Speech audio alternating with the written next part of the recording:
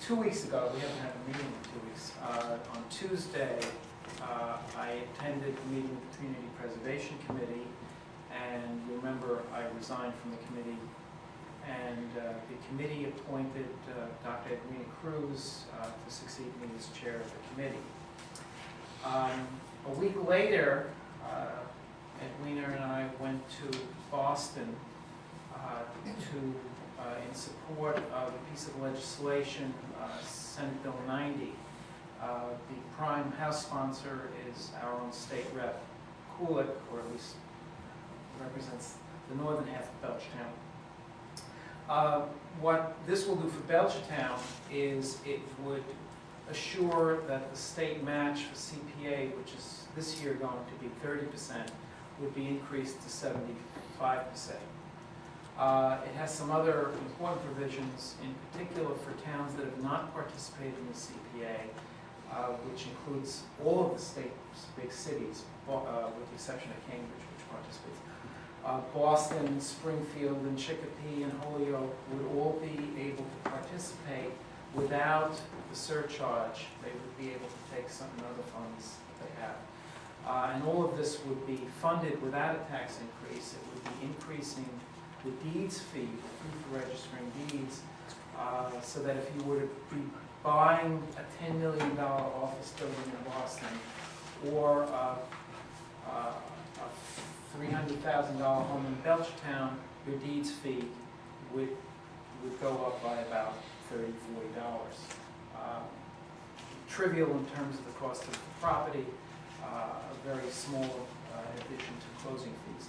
And for that we could increase, in Belchertown I would estimate the increase to us would probably be between $50,000 and $100,000 per year in matching funds.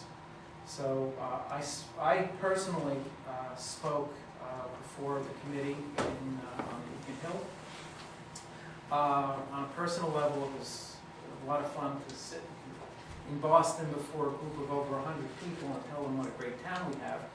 And I stressed in particular two of our projects and how half of the money that we've spent, that we've been able to use for projects, for CPA projects, is neither from this tax surcharge nor from the state match, because it comes from grants and contributions by businesses and individuals.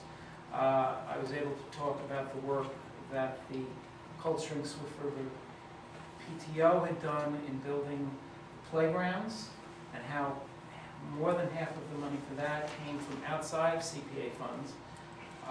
And I also mentioned the work that Vince Figlione, our Veterans Graves Officer, has done in his projects to secure our cemeteries.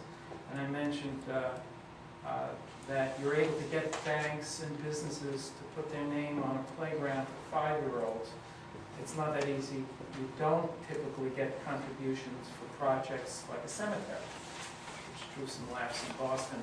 But of course, the point of CPA is that we're able to, and the other point I made, speaking in the unique role as a selectman and a former community preservation chair, that it's a way for towns to supplement their budget beyond the taxes that come from the state. So this bill is in there, and